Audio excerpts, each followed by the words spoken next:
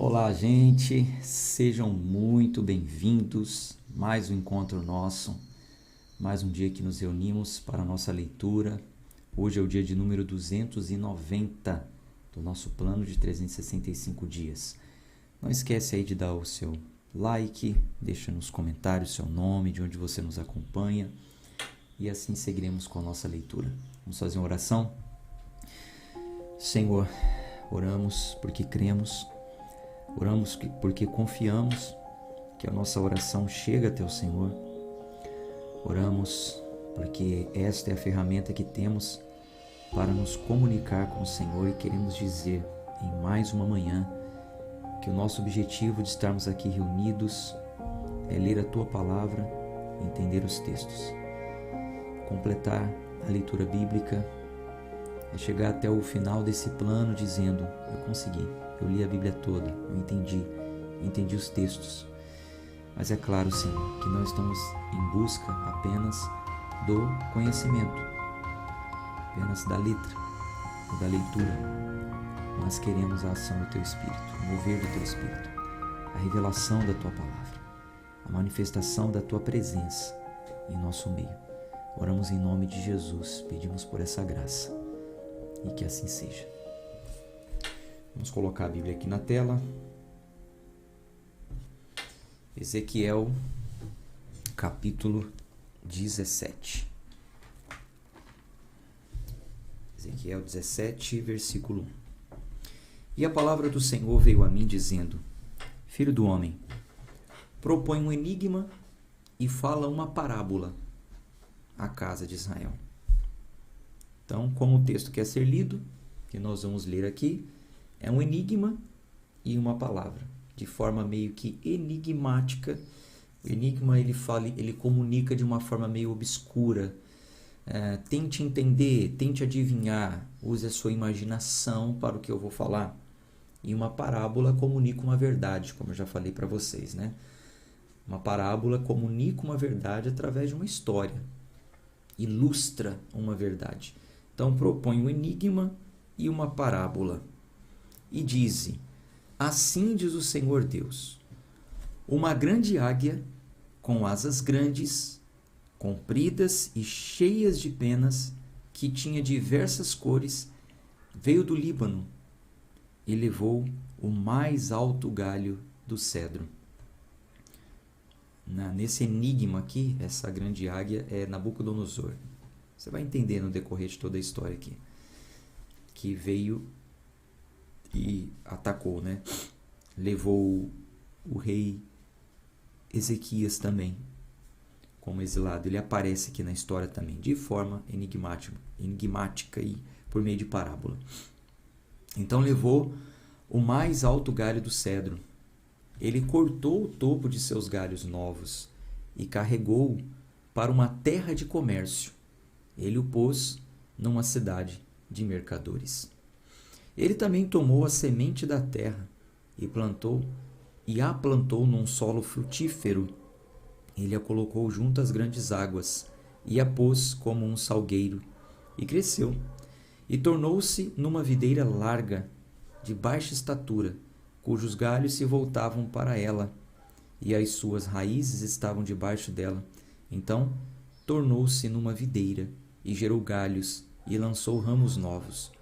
Houve também outra grande águia, com grandes asas e muitas penas. Essa outra grande águia aqui é o Egito. Os dois ataques que eles sofreram, né? O ataque babilônico e o ataque egípcio. Houve também uma outra grande águia com grandes asas e muitas penas. E eis que esta videira dobrou suas raízes em sua direção e lançou seus ramos em sua direção, para que pudesse regá-las pelos sulcos de sua plantação. Esta estava plantada em um bom solo, junto às grandes águas, para que pudesse trazer seus ramos, e para que pudesse dar fruto, para que pudesse ser uma videira formosa. Então, o que ele fez? Uma aliança com o Egito, né? Estendeu os seus ramos para o Egito. Vamos fazer uma aliança, esperando que o Egito assim o ajudasse, né? Mas nós já lemos aí em todo o decorrer da história que não foi assim.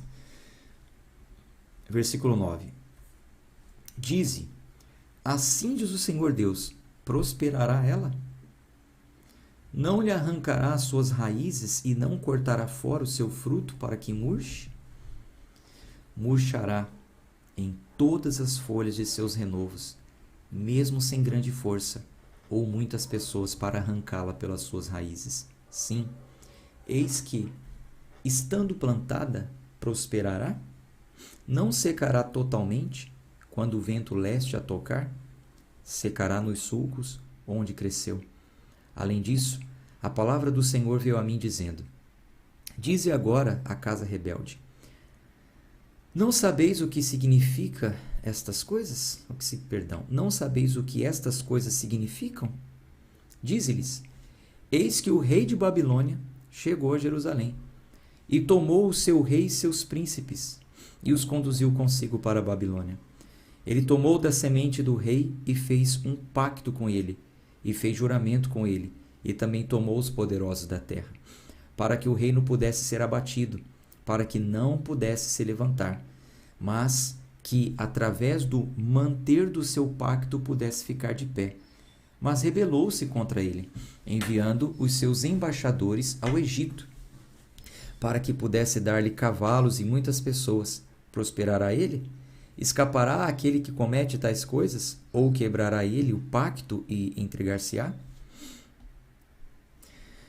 Como eu vivo, diz o Senhor Deus, certamente no lugar onde o rei habita, que o fez rei, certamente no lugar onde o rei habita, que o fez rei, cujo juramento ele despreza e cujo pacto ele quebrou, com ele, no meio da Babilônia, morrerá. Nem Faraó, com seu poderoso exército e grande companhia, fará algo com ele em guerra, lançando montes para cima e construindo fortes para cortar fora muitas pessoas, vendo que ele desprezou o juramento, quebrando o pacto, quando, eis que ele havia concedido a sua mão e fez todas essas coisas, não escapará. Portanto, assim diz o Senhor Deus, como estou vivo, certamente meu juramento, que desprezou, e o meu pacto que ele quebrou, até mesmo isto recompensarei sobre a sua própria cabeça. E estenderei minha rede sobre ele, e ele será tomado em meu laço. E eu o trarei à Babilônia, e pleitearei com ele lá por sua transgressão, que transgrediu contra mim. E todos os seus fugitivos, com todas as suas tropas, cairão à espada. E aqueles que permanecerem serão espalhados em direção a todos os ventos. E sabereis que eu, o Senhor, tenho falado isso. Assim diz o Senhor Deus, eu também tomarei do galho mais alto, do alto cedro, e o estabelecerei. Eu vou cortar do topo dos seus ramos um tenro, e o plantarei sobre um monte alto e eminente.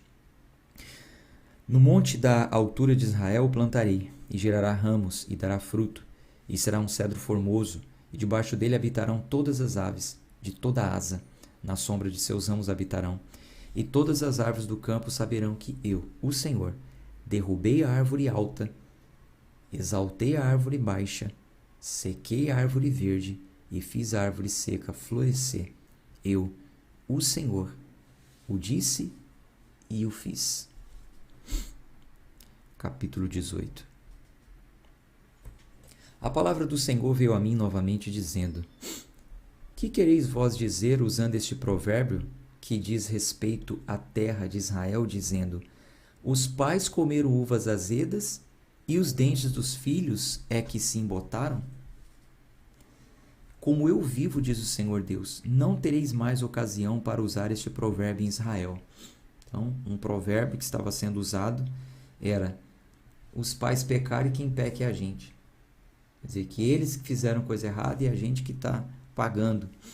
Ou seja, a famigerada maldição hereditária. Né? Vamos ver como que funciona isso. Versículo 3. Como eu vivo, diz o Senhor Deus, não terei mais ocasião para usarem este provérbio em Israel. Eis que todas as almas são minhas. Como a alma do Pai, assim também a alma do Filho é minha. A alma que pecar, essa morrerá.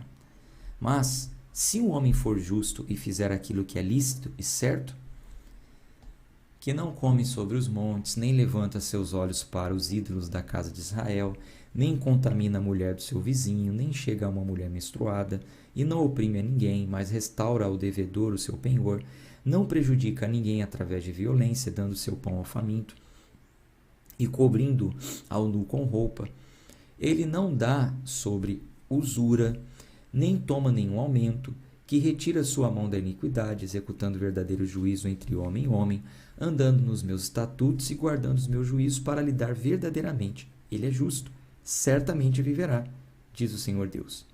Se ele gerar um filho, que for ladrão, derramador de sangue, que fizer ao semelhante qualquer uma dessas coisas, e que não fizer nenhum daqueles deveres, mas que coma sobre os montes ou contamine a mulher do seu vizinho, oprimindo o pobre e necessitado, prejudicando através de violência, não restaurando o penhor e levantando seus olhos aos ídolos, cometendo abominação, dando sobre usura e tomando aumento, ele viverá?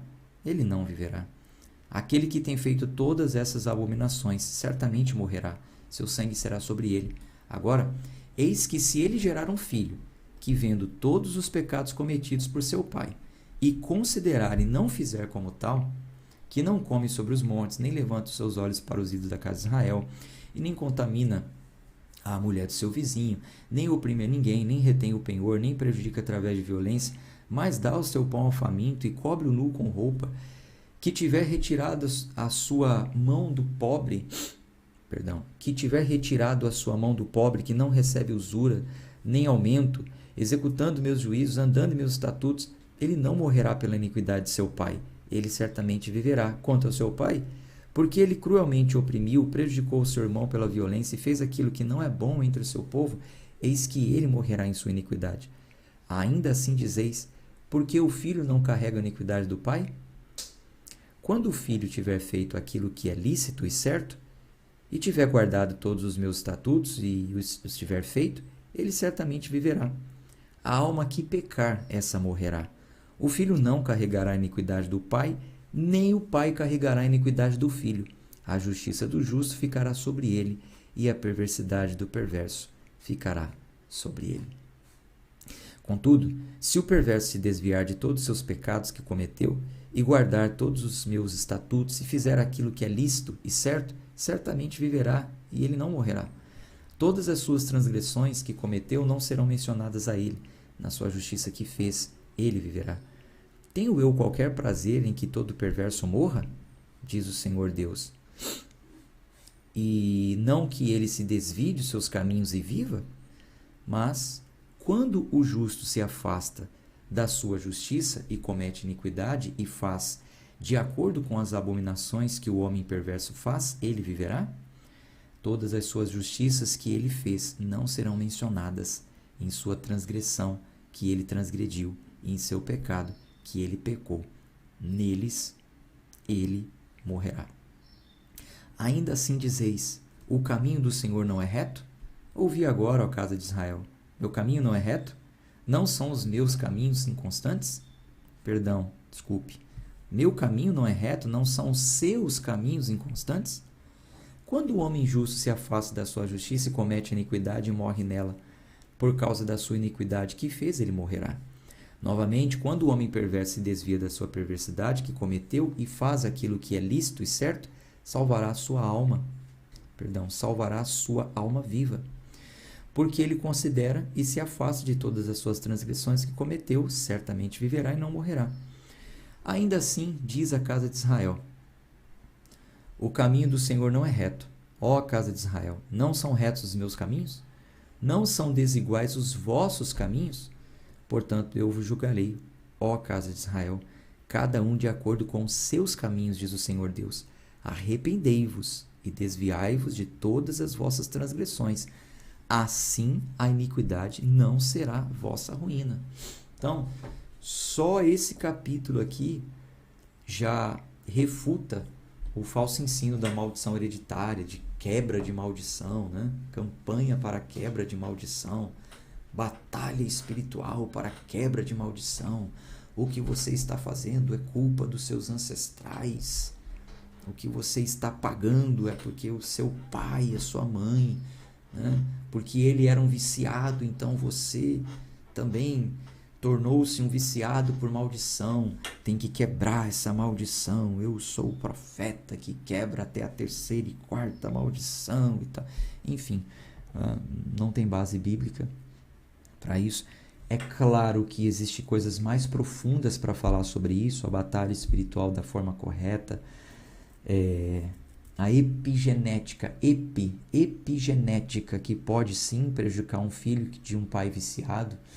Enfim, mas esses são assuntos extensos e que eu prefiro apresentar em forma de estudo.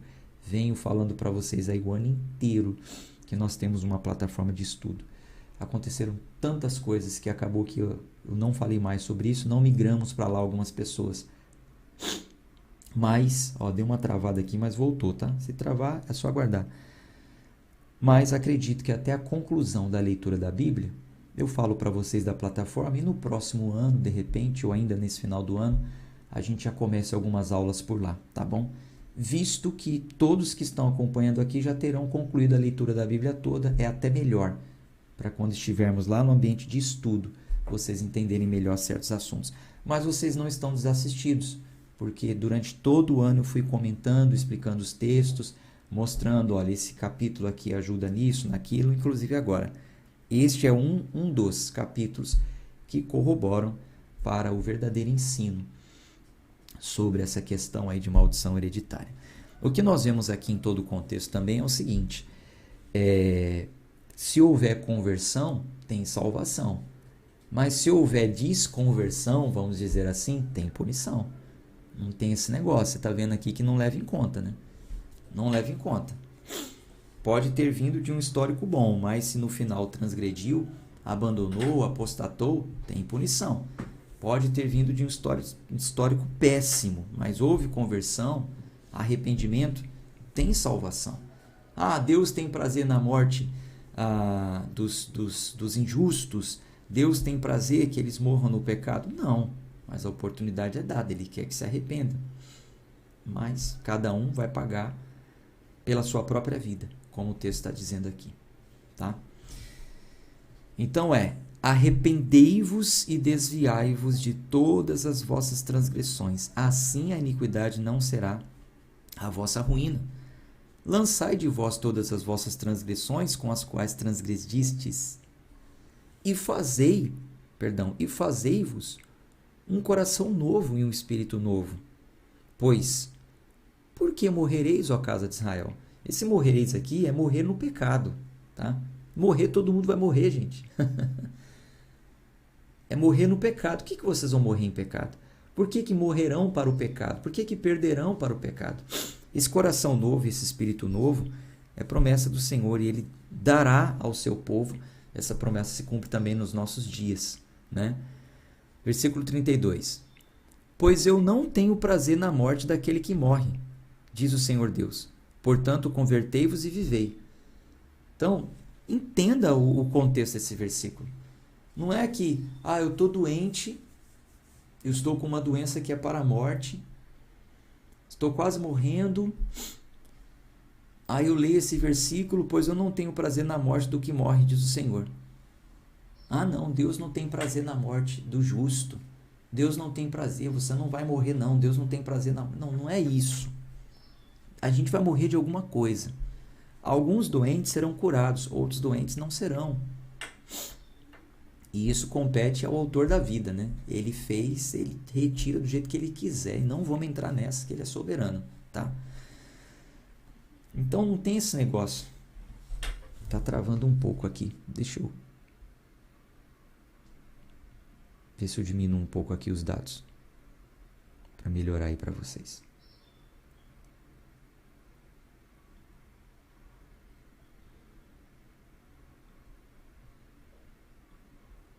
Ainda travando um pouco, deixa eu aguardar aqui, ver se melhora.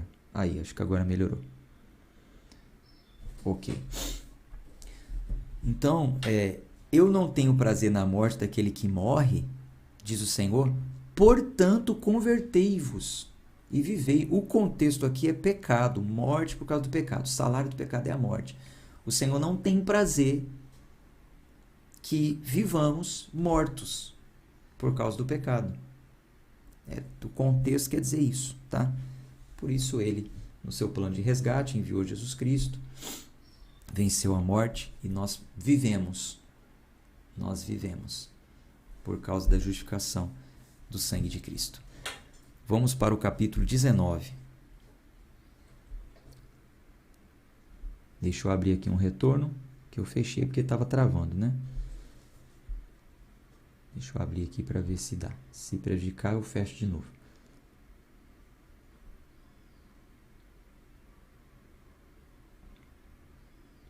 Aí, maravilha.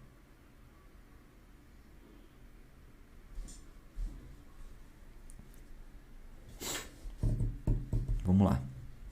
Ezequiel 19. Além disso, leva tu para cima a lamentação pelos príncipes de Israel. Então, isso aqui é uma lamentação, né? Faça uma lamentação. A lamentação, às vezes, era inclusive uma música, uma canção de lamentação, enfim. E dize: o que é a tua mãe? Uma leoa. Ela se deita entre os leões. Ela nutre seus filhotes entre os jovens leões. E ela trouxe um de seus filhotes. Ele se tornou um jovem leão e aprendeu a apanhar a presa e devorou homens. As nações também ouviram sobre ele. Ele foi tomado em sua cova e eles o trouxeram com correntes até a terra do Egito. Agora, quando ela viu que ele tinha esperado e que sua esperança estava perdida, então ela tomou outro de seus filhotes e fez dele um jovem leão. E ele foi para cima e para baixo entre os leões, e se tornou um jovem leão, e aprendeu a apanhar a presa e devorou homens. E ele conheceu seus palácios assolados e devastou as suas cidades, e a sua terra foi assolada, e a sua plenitude pelo barulho de seu rugido. Então as nações se juntaram contra ele em cada lado das províncias e estenderam sua rede sobre ele, e foi apanhado na cova deles. E eles o puseram em custódia, em correntes, e o trouxeram ao rei de Babilônia. Trouxeram-no dentro de fortificações, para que sua voz não mais fosse ouvida sobre os montes de Israel. Tua mãe é como uma videira no teu sangue, plantada junto às águas. Ela foi frutífera e cheia de ramos por causa das muitas águas. E ela tinha varas fortes para os cetros daqueles que governavam. E sua estatura foi exaltada entre os grossos ramos, e ela apareceu na sua altura com a multidão dos seus ramos. Mas ela foi arrancada com fúria, foi lançada ao chão, e o vento secou, e o vento leste secou o seu fruto. Suas fortes varas se quebraram e murcharam, e o fogo as consumiu. E agora ela está plantada no deserto, em um chão seco e sedento. E o fogo saiu de uma vara dos seus ramos, que devorou seu fruto, para que ela não tenha vara forte para ser um cetro para dominar. Esta é a lamentação, e servirá de lamentação. Um lamento sobre o ocorrido com a terra de Israel, que como mãe deu bons frutos, bons reis. Os dois últimos foi um levado primeiro, o rei de Israel, por último, o rei de Judá. E toda a terra ficou desolada. Ezequiel 20. E aconteceu no 7º ano, no 5º mês, no 10º dia do mês, que alguns anciãos de Israel vieram para inquirir do Senhor e sentaram-se diante de mim. Então veio a mim a palavra do Senhor, dizendo: Filho do homem, fala aos anciãos de Israel e diz-lhes: Assim diz o Senhor Deus: Vieste para me inquirir? Como eu vivo, diz o Senhor Deus, eu não serei inquirido por vós. Tu julgarás, filho do homem, julgarás tu a eles? Faze-lhes conhecer as abominações de seus pais e dize-lhes: Assim diz o Senhor Deus. Então, vocês querem me interrogar? Então, faz eles conhecerem as iniquidades. O que aconteceu? Assim diz o Senhor Deus: no dia quando eu escolhi a Israel e levantei a minha mão para a semente da casa de Jacó e me fiz conhecido àqueles na terra do Egito, quando eu levantei a minha mão para eles, dizendo: eu sou o Senhor vosso Deus, no dia em que eu levantei a minha mão para eles para trazê-los da terra do Egito, para uma terra que eu já tinha descoberto para eles, fluindo leite e mel, e a glória de todas as terras, que é a glória de todas as terras, então lhes disse: lançai fora cada homem as abominações de seus olhos, e não vos corrompeis com os ídolos do Egito. Eu sou o Senhor vosso Deus. Mas eles rebelaram-se contra mim, e não quiseram me ouvir. Eles não lançaram cada homem as suas abominações de seus olhos, nem abandonaram os ídolos do Egito. Então eu disse: eu derramarei minha fúria sobre eles, para concluir minha ira contra eles no meio da terra do Egito. Mas eu forjei por causa do meu nome, para que não fosse poluído diante dos pagãos, no meio dos quais estavam, a cuja vista eu me fiz conhecido por eles, trazendo-os para fora da terra do Egito. Portanto, eu os fiz sair da terra do Egito, eu os trouxe ao deserto, e eu dei-lhes os meus estatutos, e eu lhes mostrei os meus juízos, os quais, se um homem cumprir, ele viverá neles. Além disso, eu também lhes dei os meus shabates, para serem um sinal entre mim e eles, para que eles pudessem saber que eu sou o Senhor que os santifica. Mas a casa de Israel se rebelou contra mim no deserto. Eles não andaram nos meus estatutos e desprezaram os meus juízos, o que, se um homem o fizer, ele viverá neles. E os meus shabates poluíram grandemente. Então eu disse que derramaria minha fúria sobre eles no deserto para os consumir. Mas eu forjei por causa do meu nome, para que este não fosse poluído diante dos pagãos, a cuja vista eu os trouxe para fora. Entenda que isso aqui é um breve resumo do que aconteceu, né, com Israel. Esse versículo em específico está falando que Deus ele tinha que fazer isso, para que o nome dele não fosse envergonhado. Como que eu fico diante das outras nações, né? Versículo 15.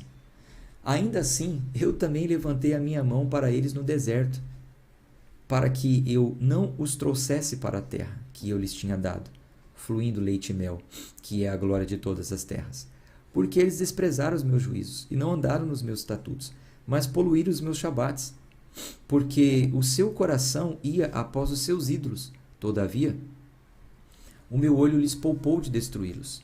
Nem fiz um fim deles no deserto, mas eu disse aos seus filhos no deserto: não andeis nos estatutos de vossos pais, nem observais os seus juízos, nem vos contamineis com os seus ídolos. Eu sou o Senhor vosso Deus. Andai nos meus estatutos e guardai os meus juízos e executai-os. E santificai os meus shabates, e eles serão um sinal entre mim e vós, para que possais saber que eu sou o Senhor vosso Deus. Porém, os filhos se rebelaram contra mim, e eles não andaram nos meus estatutos, nem guardaram os meus juízos para os executar, o que, se um homem o fizer, ele viverá neles. Eles poluirão os meus shabates. Então, eu disse que derramaria minha fúria sobre eles para cumprir minha ira contra eles no deserto. Todavia, eu retirei a minha mão e forjei por causa do meu nome, para que não fosse poluído à vista dos pagãos, a cuja vista eu os trouxe adiante. Eu também levantei a minha mão para eles no deserto, para que eu os espalhasse entre os pagãos e os dispersasse pelas nações, porque eles não haviam executado os meus juízos, mas desprezado os meus estatutos e poluído os meus shabates, e os seus olhos estavam atrás dos ídolos de seus pais. Portanto, eu dei-lhes também estatutos que não eram bons, e juízos pelos quais não haviam de viver, e eu os poluí entre os seus próprios dons, nos quais eles faziam passar pelo fogo tudo o que abre o útero, para que eu pudesse fazê-los desolados, para que no fim eles pudessem saber que eu sou o Senhor. Isso aqui é aquele sacrifício que eles faziam ao deus Moloque, né? Sacrifício de criança. Ofereciam criança ao deus Moloque, passavam pelo fogo, né? Uma prática paganista, um ritual onde eles acreditavam que esse deus ficaria em dívida com eles, né? Estou te sacrificando meu filho, agora você tem uma dívida comigo, você tem que fazer alguma coisa boa para comigo. Esse sacrifício a Moloque, ele foi condenado pelo Senhor, claro, né? Condenado. E o Senhor, ele, através de Abraão, mostrou que não precisa disso. Se os outros deuses a quem vocês buscam ou os outros povos buscam agem dessa forma, eu não vou agir assim. Por isso que o Senhor pediu para que Abraão saísse da terra dele e caminhasse até o lugar onde ali, naquela redondeza, as pessoas faziam esse sacrifício. Deus poderia ter falado para Abraão: Abraão, levanta, pega o seu filho Isaque, vai aí no seu quintal e oferece ele em sacrifício para mim. Levante um altar de pedras aí e oferece, como muitas vezes já foi feito. Um altar de pedra levantado em qualquer lugar, né, naquele tempo, antes de ter o tabernáculo. E ofereça aí o seu filho. Mas Deus pediu para Abraão caminhar até aquela terra, porque ali tinha um significado. Naquela redondeza, eles ofereciam ao deus Moloque os seus filhos como um sacrifício, como uma troca, uma barganha. Esse Deus agora ficará em dívida comigo, porque eu dei uma criança para ele. Ele vai fazer alguma coisa boa para mim. Terrível isso, né? Então Deus pede para Abraão fazer isso também. Você vai pegar o seu filho, você vai lá naquela terra onde eles sacrificam ao deus Moloque e sacrifica o seu filho para mim. Abraão foi. Abraão estava determinado a fazer. Ora, se o deus Moloque recebe filhos e fica em dívida para fazer algo bom para o seu povo, para aqueles que buscam ele, imagine o Senhor, esse Deus que me chamou, esse Deus que até então era desconhecido, mas eu estou em obediência, fazendo tudo que ele me pede. Não, tenho certeza que ele vai fazer alguma coisa boa por mim, ainda que ressuscite o meu próprio filho, eu vou lá. Só que isso que o Senhor mandou Abraão fazer foi para ficar caracterizado de que com ele não é assim. É como se Deus estivesse falando: não precisa, comigo não vai ser assim. Quando Abraão levantou o objeto cortante, disposto a matar o próprio filho, o Senhor bradou: não, Abraão, não faça isso. Não faça isso, não precisa. Era só um teste. E era só para ficar provado que eu não sou esse tipo de Deus. Não precisa matar o filho. Travou um pouquinho aqui. Não precisa matar o filho, oferecer o seu filho, me dar alguma coisa para que eu dê alguma coisa em troca. Não. Muito pelo contrário. Muito pelo contrário. E ali teve a tipificação do Cristo, né? No Calvário, o Cordeiro que tira o pecado do mundo, onde Abraão falou para o próprio filho: Deus proverá para si um cordeiro. Alguém vai morrer no seu lugar. Foi uma tipificação, né? É o que está escrito lá em João, quando Jesus falou no confronto com os fariseus: Abraão viu o meu dia e se alegrou. Abraão viu isso aqui que está acontecendo. Abraão viu que um cordeiro seria enviado para morrer no lugar da humanidade, né? Não precisaria de nada disso. Inclusive, Deus tanto não iria requerer que a gente pague por alguma coisa, que até pelos nossos pecados ele enviou o Filho para morrer em nosso lugar. Enfim, eu nem precisaria estar falando isso nesse momento, né? É uma leitura só aqui do texto, mas eu acho que cabe, eu acho que vale a pena eu sempre estar lembrando os meus amigos, as minhas amigas leitoras desse clube, que no pensamento bíblico não existe barganha, não existe troca com Deus.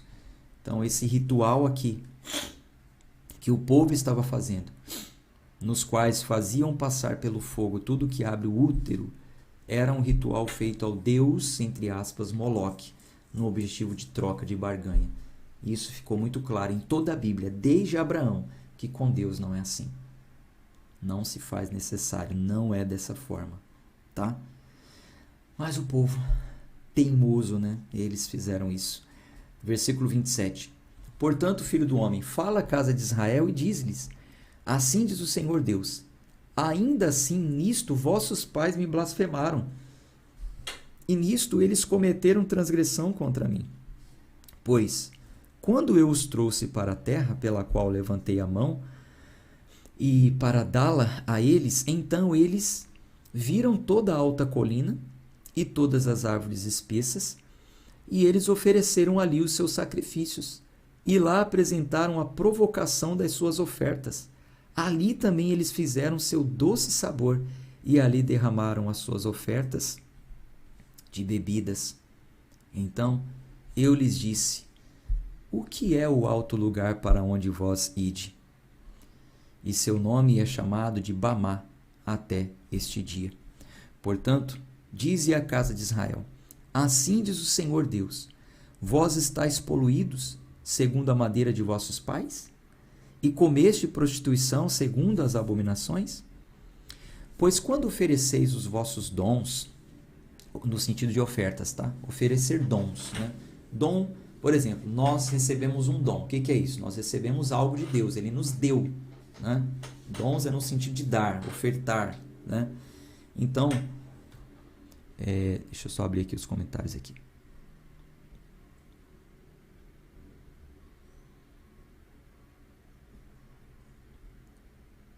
Ficar de olho aqui no retorno aqui.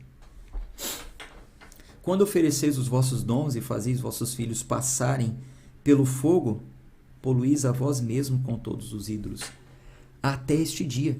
E eu serei inquirido por vós, ó casa de Israel. Como eu vivo, diz o Senhor Deus, eu não serei inquirido por vós. E aquilo que vem à vossa mente, de modo algum sucederá. Isto que dizei: nós seremos como os pagãos, como as outras famílias das nações, para servir a madeira e a pedra. Como eu vivo, diz o Senhor Deus, certamente que com mão poderosa e com braço estendido e com fúria derramada, eu governarei sobre vós. Eita! Essa aqui foi pesada, hein? Em um tempo onde as pessoas pensavam assim: não, vamos servir o Moloque mesmo. Seremos como os pagãos. Nós vamos servir essa madeira aí, nós vamos servir outros deuses. Deus falou assim, ó: tão certo como eu vivo, com mão poderosa, com braço estendido e com fúria derramada, eu governarei sobre vós. Queira ou não queira, eu vou governar, eu vou me tornar o governante. E aqueles que não quiserem, braço forte, fúria, pecado, punição, juízo. Você não me quer? Tome punição. Até que se levante, né, o governo de Cristo, e que já chegou. E eu vos trarei para fora dos povos, e vos ajuntarei fora das terras nas quais estáis espalhados, com a mão poderosa, e com o braço estendido, e com fúria derramada. E eu vos trarei para dentro, do deserto do povo, e ali eu pleitearei convosco, face a face, como eu pleiteei com os vossos pais no deserto da terra do Egito. Assim eu pleitearei convosco, diz o Senhor Deus. E eu vos farei passar debaixo da vara, e eu vou trazê-los para o vínculo do pacto. E eu purgarei dentre vós os rebeldes, e aqueles que transgredirem contra mim. E eu os trarei adiante para fora da nação, onde eles permanecem temporariamente, e eles não entrarão na terra de Israel. E vós sabereis que eu sou o Senhor. Quanto a vós, ó casa de Israel, assim diz o Senhor Deus: se a mim não me ouvirdes de hoje em diante, ide cada um atrás de seus ídolos e sirva-os, mas não poluís mais o meu santo nome com vossos presentes e com vossos ídolos. Porque no meu monte santo, no monte da altura de Israel, diz o Senhor Deus, ali me servirá toda a casa de Israel, todos eles na terra. Ali eu aceitarei e requererei vossas ofertas e as primícias das vossas oblações, com todas as vossas coisas santas. Eu vos aceitarei com vosso doce cheiro, quando eu vos trouxer para fora dos povos, e vos ajuntar fora das nações para onde estiverdes espalhados, e eu serei santificado em vós diante dos pagãos, e vós sabereis que eu sou o Senhor, quando eu vos trouxer para dentro da terra de Israel, na terra pela qual eu levantei a minha mão para dá-la a vossos pais. E ali vos lembrareis de vossos caminhos e de todos os vossos feitos com que fostes contaminados, e detestareis a vós mesmos, a vossa própria vista, por todos os males que cometestes. E vós sabereis que eu sou o Senhor, quando eu tiver forjado para convosco, por causa do meu nome, não de acordo com os vossos caminhos perversos, nem de acordo com as vossas ações corruptas. Ó vós, casa de Israel, diz o Senhor Deus. Além disso, a palavra do Senhor veio a mim dizendo: filho do homem, Coloca a tua face em direção ao sul, e derrama a tua palavra em direção ao sul, e profetiza contra a floresta do campo do sul.